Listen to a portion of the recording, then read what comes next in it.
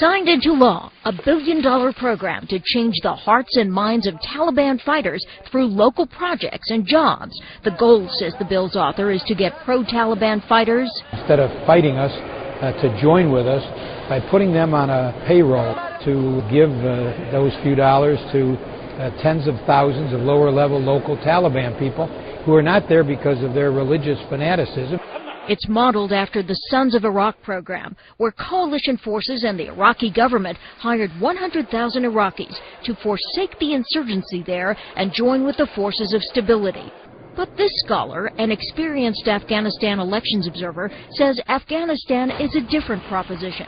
In Iraq, Karen von Hippel says, Sunni insurgents were motivated by their rejection of al-Qaeda brutality. It's actually very different in Afghanistan. The Taliban are inspired by an extreme form of Islam, and they interpret it in a very violent way. So that wasn't necessarily the case in Iraq. President Obama signed the $680 billion defense measure with this promise. I will always do whatever it takes to keep the American people safe. Go, come on, come on, come on! But Americans more and more question the president's Afghanistan strategy, even as Mr. Obama ponders the domestic politics and military impact of expanding the U.S. troop presence there, and as his administration is challenged about a New York Times report alleging that the brother of Afghan President Hamid Karzai has been on the CIA's payroll for years, despite suspicions that he's a major opium dealer. For the record, the CIA declined comment, and Ahmed Wali Karzai has repeatedly denied the charge. As long as Taliban fighters continue to score military successes in Afghanistan, says CSIS scholar Karen von Hippel, it will be a tough sell to stand them up to join the other side. And that's where a U.S. troop surge may have to come into play.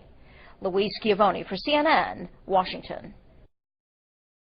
And that yesterday, Larry, that story in the New York Times about how the brother of the president of Afghanistan, the brother of Karzai, is suspected of being involved in the opium trade, which funds the Taliban, and our CIA pays this man. So we're paying the guy who's helping to create the money that's funding the Taliban, that's killing our soldiers.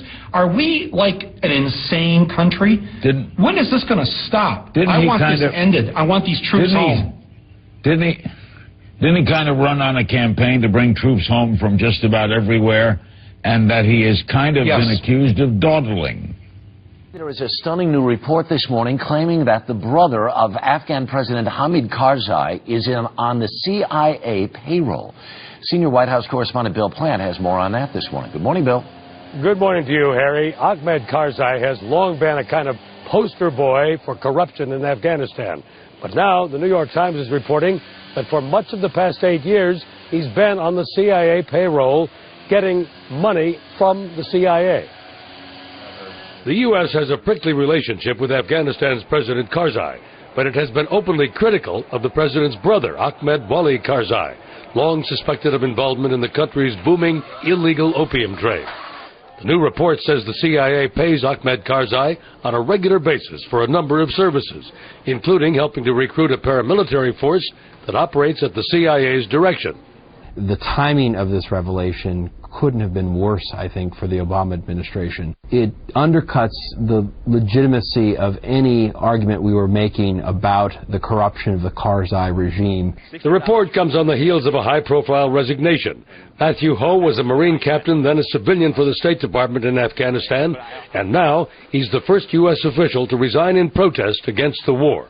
Basically, I feel that our strategies in Afghanistan are not pursuing goals that are worthy of sacrificing our young men and women or spending the billions we're doing there. As President Obama considers whether to add as many as 40,000 U.S. troops in Afghanistan, Ho says the U.S. military presence is the problem. The people we are fighting there are fighting us because we're occupying them, not for any ideological reasons. Special Envoy Richard Holbrooke and other senior officials respected much of Ho's argument, even while disagreeing with his decision, but they couldn't persuade him to stay. Harry? Bill Plant at the White House this morning. Thank you.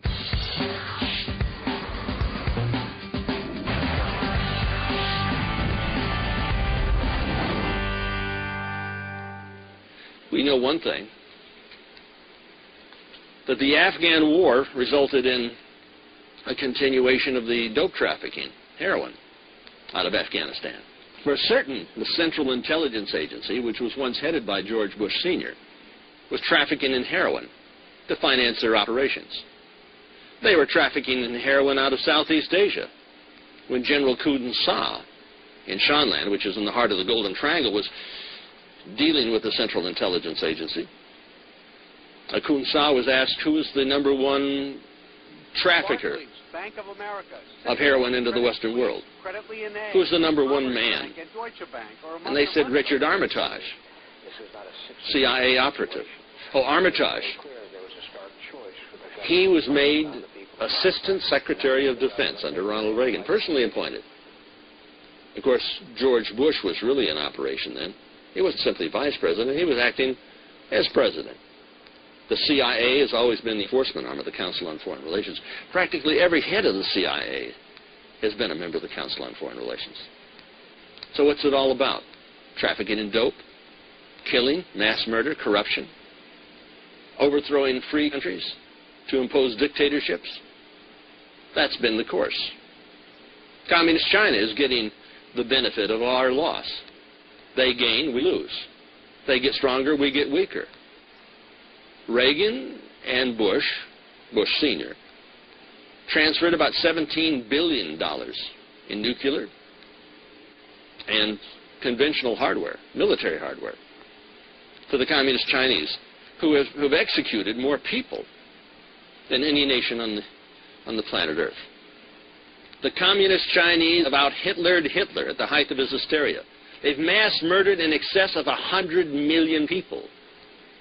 They have some 23 million people used for slave labor. Oh, you go to the store and you buy these little products. We import slave labor and export our jobs. $1 billion a week in deficits. And you wonder why we're having an economic problem? That's not going to change with Bush. Bush's uncle, George's brother, is head of the U.S.-China Trade Organization. That's out of Beijing. And the Beijing butchers mass murdered people in the streets of Tiananmen Square. George Bush Sr. went around the next week or so and increased aid and trade to the communist cartels. They're the terrorists. But the war isn't going to be against the real terrorists. The war is being conducted against you and your family, and those who speak out for freedom, those who disclose what's really happening behind the scenes. We have allowed the government to declare a war on drugs because the majority of Americans haven't known any better, and they haven't really understood that all of this is a massive deception. It's a massive profit scheme. We must wage what I have called total war against public enemy #1 in the United States, the problem of dangerous drugs. They can't even keep drugs out of the prison system. You know, they have guys in prison that ODs and things of that nature, even in the home. What's happening here in America is that our government is inadvertently supplying the hard drugs to the people in this country. Then they're putting the people who use them in this country in jail. Fixated on terror, most Americans have forgotten they are fighting another war. Watch a nigga say, "So I eyeball back to the mama's sunny day, crying." But from its inception, the drug war has become the longest, most costly and destructive war in American history.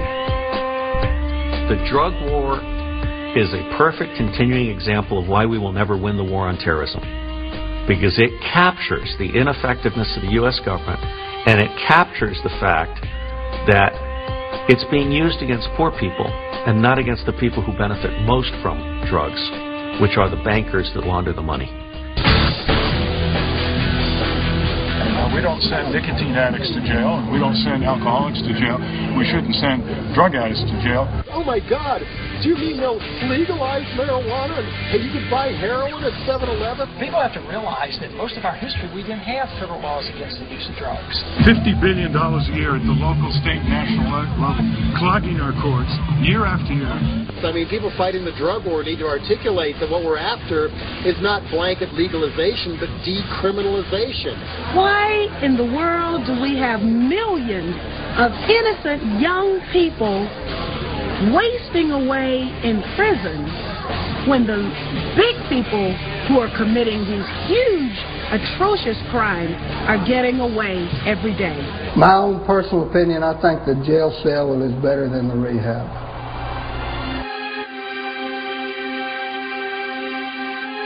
This year is the 30th anniversary of the Drug Enforcement Agency. It was created by Richard Nixon in 1973, and Richard Nixon is really the creator of the this drug war from 1971.